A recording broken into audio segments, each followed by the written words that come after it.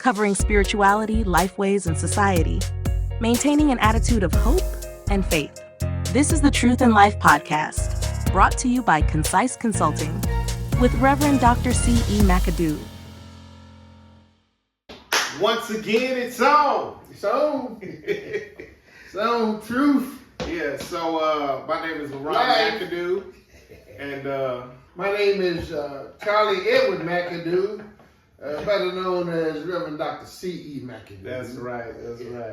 All right, so we done switched it up. Hey, look, if you ain't paying attention, you might get lost. We done switch sides on it. Right. So anyway, man, Truth and Life. What we got going down today? We're going down that path that ties into who we want to be and how we want to be perceived and how we affirm that in many, many different ways. Okay. The big part of that is, it's kind of like a double whammy. I'm not digressing from what I really want to talk about tonight. I want to talk about how we are addressed and how we deal with that. But we were blessed as our family. There was a genealogist who my auntie worked for. And so we're blessed in our family to go back to 1855, back to the slave houses. But also, just as a note of information, remember, up until after the Civil War, we were chattel. Right. In other words, the records that you found for African Americans were court records. Mm-hmm. And so I went back in some court records, and I'm not sure if our last name is McAdoo or not. Mm-hmm. It might be Ewing, E-W-I-N-G. I said that to say this. I'm proud to be a McAdoo because I've got a lineage going all the way back to the census of 1910. We've got that documented information about my grandfather, my grandmother, and my daddy, and all those people who were in the census back then. So what I'm trying to say is it's not like a double whammy. It's really a double home run. Know who you are, but also understand as an African American, it may not be who you think you are. Mm-hmm. And you know him, you remember one of our members in Pine Bluff was named Mr. Barney, B-A-R-N-E-R. Well, Mr. Barney did some checking into his family and come to find out there were some people in his family named B-A-R-N-E-S, Barnes. Mm-hmm. Because some kind of way down through the years, the S had turned into an aura, right, and an aura turned to an S. So I guess I really want to focus in on the positiveness of who we are, to know exactly how that affirms you in such a way, the way you can be proud of who you are. Man, I have a lot of reflections on that just with that. I'll mention 3. Okay. All right, the first one is I remember my great-granddaddy or great-great-granddaddy on mama's side, who changed his name from Peyton spelled with an A to a Peyton spelled with an E because a white man named Peyton was cashing his checks, if that's the story. That's the story. So name changes were fluid back then. The second thing I'll say is back in the day when cursive was an issue, because as a 34-year educator, I just this past week had somebody ask me when are they going to start back teaching cursive. But when you had an era of cursive writing and more handwritten things than you had typed and definitely not computer generated text, it was really possibly difficult to read somebody's handwriting, and it's easy in my mind to see how a Barnes could easily be interpreted if written in cursive as Barner. Mm-hmm. So again, the fluency of names. And the last thing I'll say is your name has levels. As an educator, one of my biggest exercises, assignments was something I did as really my first assignment for, I would say, the first 20 years or so of my career before I started doing college and career coaching and other stuff in my career as an educator. But when I was in the classroom, in a real sense, 150 students a year, I would have those students engage their name, and I would have them engaging in levels. One, I would ask them to go ask their parents, their people, their family, somebody, where their name came from. They just didn't arbitrarily name you. They named you with some type of purpose. The second layer is the etymology of your name. Your name may be biblical. Your name may be a relative's name. Your name may be a combination name, especially I would say in the 80s, that was real popular to mix names together. Like somebody named Jerome, and then the mother name is Janice. It might be Jorannis or something, you know. Right. Mix it up. I like it. So I found the etymology of my name, Leron, the derivative of Leon, which is Hebrew, which means one with song. Charles, which is derivative of Carl, and it's German. It means good husband or good man.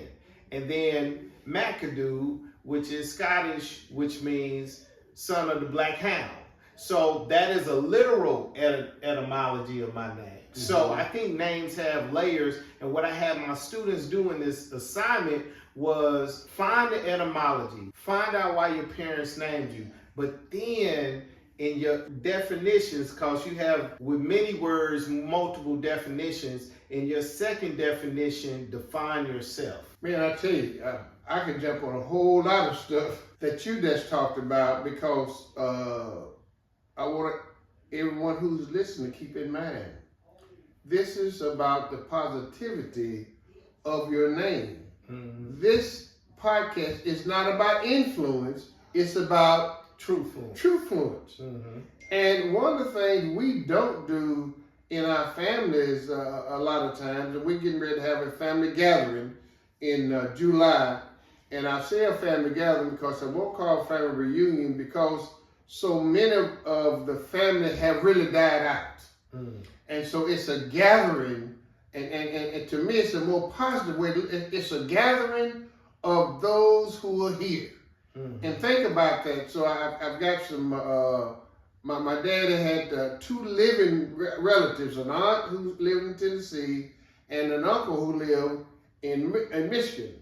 And those two families, the one in Michigan, they want to come and be with their relatives. Mm-hmm. I think this podcast at this time, for people who are already planning family reunions this year, look at it in a positive way and think about how your name carries influence. The name McAdoo carries influence in Little Rock, Arkansas. Mm-hmm. It carries influence other places, but it certainly carries influence here in Little Rock because of the status of who we are. But it doesn't make it a difference in terms of where I've been. Somebody might say, oh, I think I've heard your name before.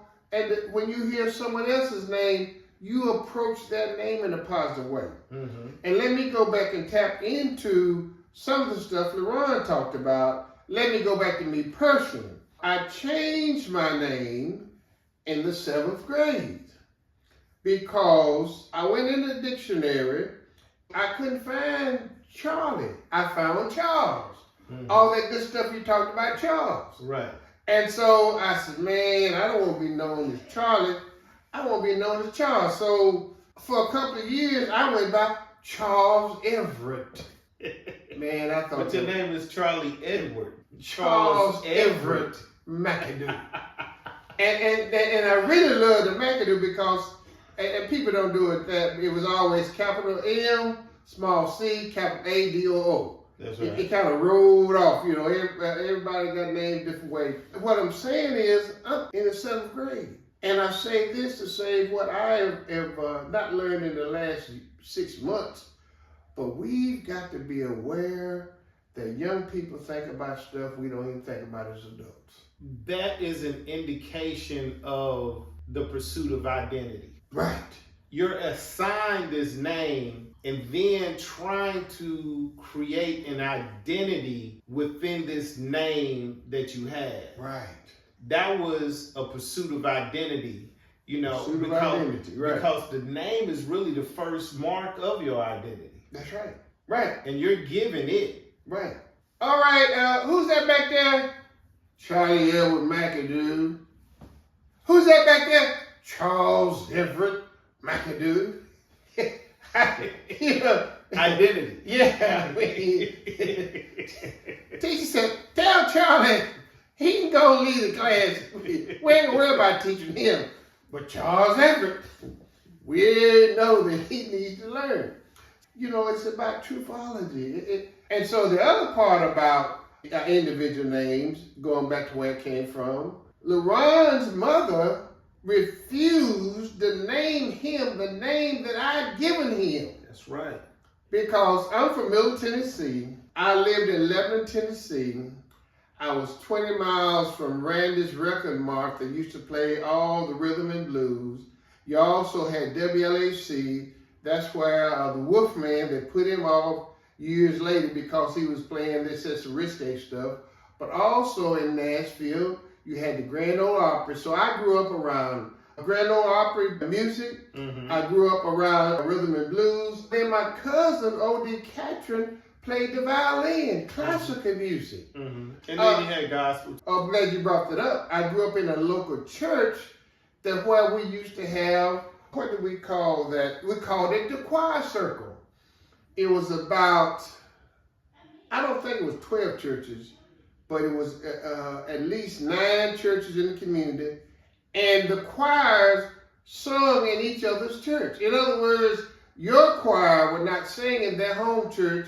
So here you had one choir singing, and you had 9 other choirs out there listening to them. Mm-hmm. But Brother Joe May, what is this? Mm-hmm. We talking about that real good gospel music. So here I had a quadruple concept of music. Gospel music, classical music, rhythm and blues. But man, that country music had me. It grabbed me. Mm-hmm. And said, maybe you and your son could be country music stars. Mm-hmm. And so my initials are CEM. So your mother said, what are we going to name this young man that the Lord has blessed us to come into this world? I said, he's going to be named Leron Edward McAdoo. That's right. Sam and Liam. And we were going to tour the country, and we were going to be great country singers. And maybe as my mindset changed a little bit, we might end up being blues singers too. Yeah, or rap singers. Or rap singers. Sam and Liam. So what I'm saying is, and Leron knows the story. Yes. He knows to this day that I wanted him named Leron Edward McAdoo. Mm-hmm. But I can deal with Charles, I can deal with Leron, and we know he's got the McAdoo. So that's one thing. Mm-hmm. The other interesting thing that you brought up in the midst of how you kind of phrase this is this whole, you call it, what do you call it again? Etymology. Etymology. History of words. The history of words. That's important to us. Because the thing is, there are some people in their names, we may or may not know it, is that there are some of their families, honestly, they didn't know any other name to give them, and they just gave them an alphabet. Mm. John A. so-and-so, mm-hmm. or E. Paul Jones. Mm-hmm. But all of these lead into, once again, when it folds back around, what we're trying to do with this podcast is let us start talking truthfully about who we are and being proud of that. Mm-hmm. So in my situation, going on, as you get to a certain point in life, you do have it written in the name change. But as I said, people know me by Charlie Edward McAdoo. That's my name. 2 things. Number 1, the middle name phenomenon. My sister was named Mary Ellen McAdoo. That's right. So if you called her, you would say Mary Ellen McAdoo if you were a stranger. But if you knew her, you'd say Mary Ellen. Mm-hmm. You put both her names together. That's right. And man, I tell you, I didn't know the dynamic of it until she told me later on. That's why she has 3 children, and none of them have middle names. Oh, that impacted her. Yes, you see what I'm saying? I realized my cousins didn't have middle names. You just realized that Vincent Harris. Oh, I knew that. Vincent I Harris. just didn't know Man, why. you know. I didn't know it was that Ellen. And see, listen now, look what we're doing.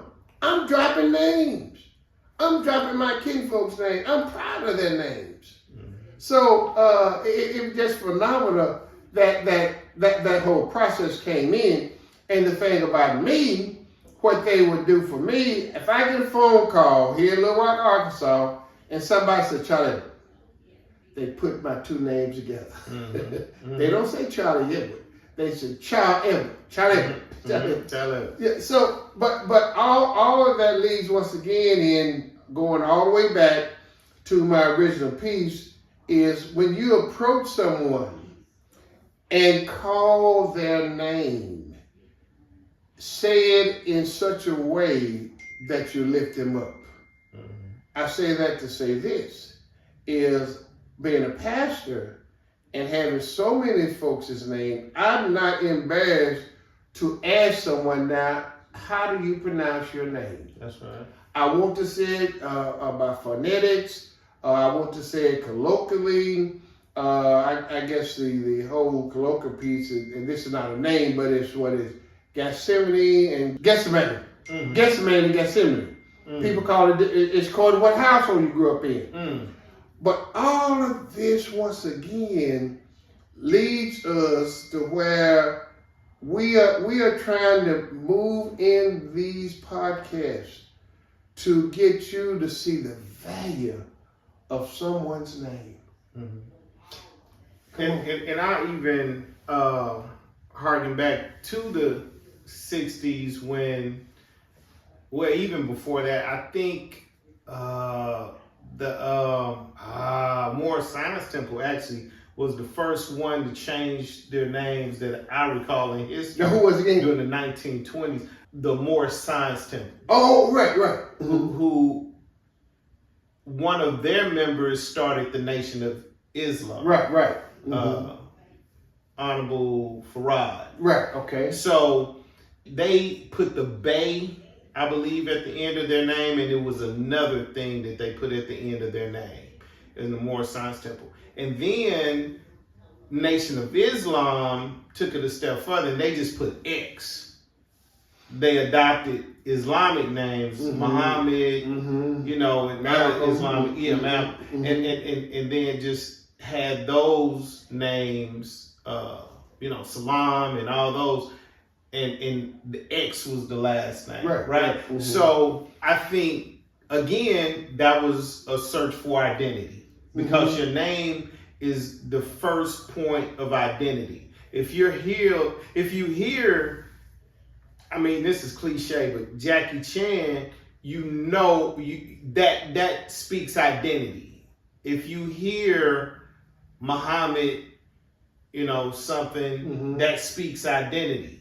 And so that was a whole search for identity as well in the name. And I guess at the bottom line of all of it, what you said about dropping names mm-hmm. and being proud of that name, is that pride, is that sense of, I know the essence of that person, because it really transcends a name when you say Mary Harris or Mary McAdoo. Mm-hmm. It transcends name.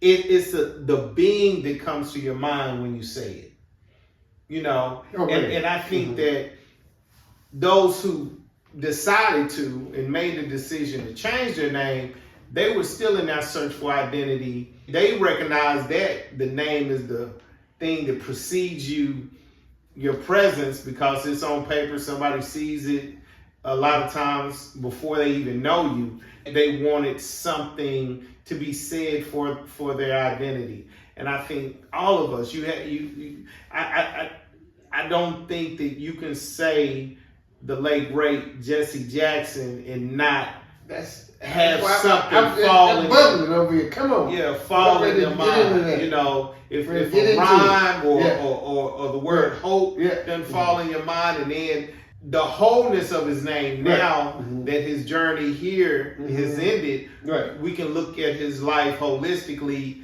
and say, oh man, what a great contribution he's had when you say that name. And think of what he said.